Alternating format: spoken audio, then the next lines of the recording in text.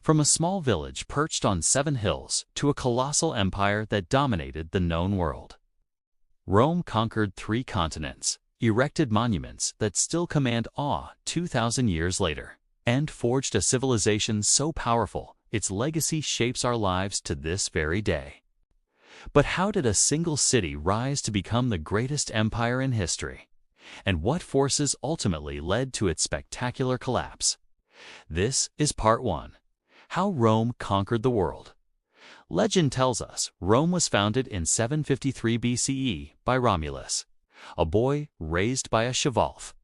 The reality? It began as a humble settlement along the Tiber River. For its first 250 years, Rome was ruled by kings. But in 509 BCE, the Romans did something revolutionary. They overthrew their last king and established a republic. Power was now shared between elected officials and a senate of wealthy patricians. This new system, symbolized by the letters SPQR, the Senate and people of Rome, would last for 500 years and fuel a relentless wave of conquest. Rome's secret weapon was its army. The Roman legionaries were the most disciplined and effective fighting force of the ancient world. They fought in tight formations, executed complex tactics, and followed orders with unwavering loyalty. Armed with the deadly gladius short sword and the shield-shattering pilum javelin, they formed an impenetrable wall of steel. Over 2 centuries, the legions systematically conquered all of Italy. By 272 BCE, the entire peninsula was theirs. But Rome's ambition was just getting started. Its greatest rival was Carthage, a rich trading empire in North Africa. For over a century, they clashed in 3 brutal conflicts known as the Punic Wars. The Second War nearly broke Rome. In 218 BCE, the brilliant Carthaginian general, Hannibal, achieved the impossible. He marched an army, complete with 37 war elephants, over the treacherous Alps and into Italy. For 15 years, he inflicted devastating defeats on the Romans, most famously at the Battle of Cannae, where 50,000 Roman soldiers fell in a single day. Yet, Rome refused to surrender. They adapted, learned, and finally defeated Hannibal in 202 BCE. By 146 BCE, Rome utterly destroyed Carthage, sending a clear message to the world: resist, and you will be erased from history. With Carthage gone, nothing stood in Rome's way. They conquered Greece in 146 BCE, then swept across Spain, North Africa, and Asia Minor. The final prize was Gaul, modern-day France. By 50 BCE, Rome commanded the entire Mediterranean, which they called Mare Nostrum, our sea. This wasn't just conquest, it was total domination. But this incredible success came at a cost. The Republic buckled under the weight of its own power.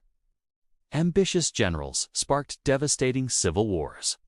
In 49 BCE, Julius Caesar marched his army on Rome itself, shattering tradition and becoming dictator for life. His ambition was cut short on the Ides of March, 44 BCE, when he was assassinated by a group of senators. More chaos followed until Caesar's heir, Octavian, emerged victorious. In 27 BCE, he took the name Augustus and became Rome's first emperor.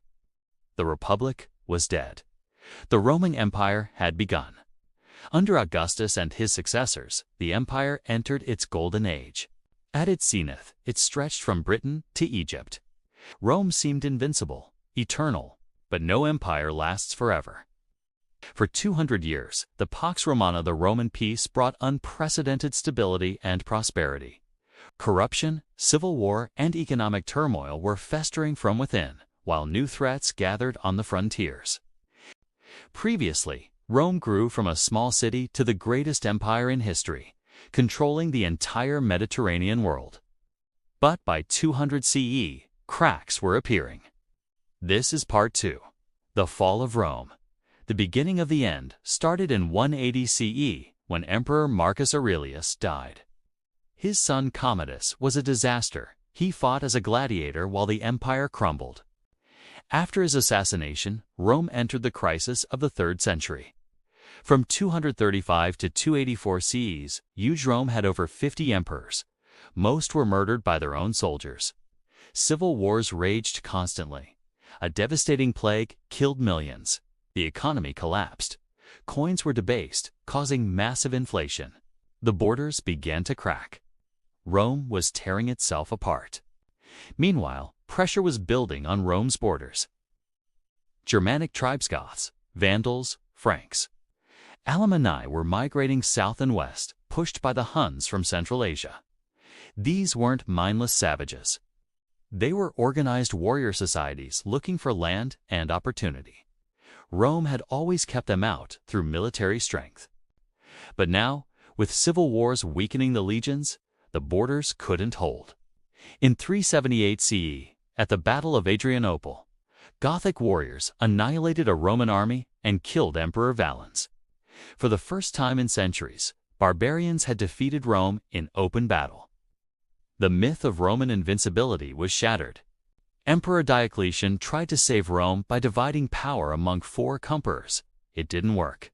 Then came Constantine the Great. In 313 CE, he legalized Christianity, transforming Rome from a pagan empire to a Christian one. In 330 CE, he moved the capital east to Constantinople, modern Istanbul. This new city was safer, wealthier, and more defensible than Rome. In 395 CE, the empire officially split into western and eastern halves.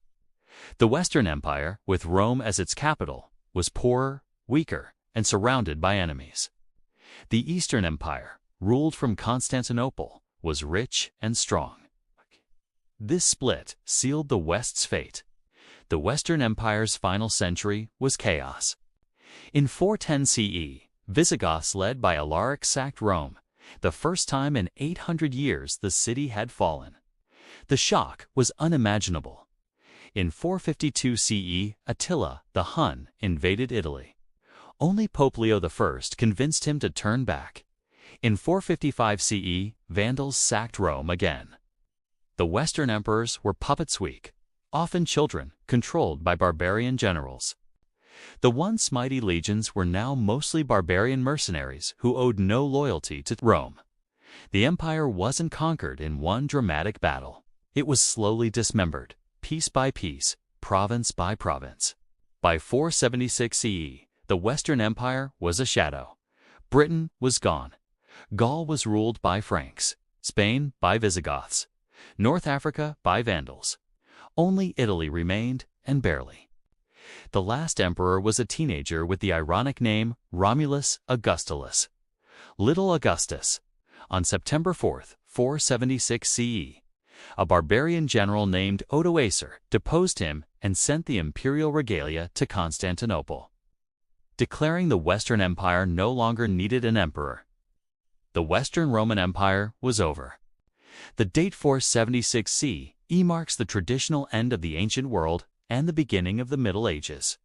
Rome, which had ruled for over 1,000 years, was finished. So why did Rome fall? Historians have debated this for 1,500 years. Was it political corruption, economic collapse, military weakness, barbarian invasions, the rise of Christianity, changing Roman values? The truth? It was all of the above. Rome didn't fall for one reason. It fell because of a perfect storm of internal decay and external pressure. Empires are like organisms. They're born, they grow, they peak, and eventually they die. Rome lasted longer than most, but nothing lasts forever. But Rome didn't completely die. The Eastern Roman Empire, the Byzantine Empire, survived for another 1,000 years, and Rome's legacy lives on. Our language is French, Spanish, Italian come from Latin. Our laws are based on Roman law. Our architecture copies Roman designs. The calendar you use, Roman, the alphabet you're reading. Roman, Rome fell, but it never truly disappeared. It's embedded in Western civilization itself. And that's the story of Rome, the greatest empire in history, and the civilization that still shapes our world. If you enjoyed this 2-part series, please like both videos, subscribe, and let me know what historical topic you want next. Thanks for watching.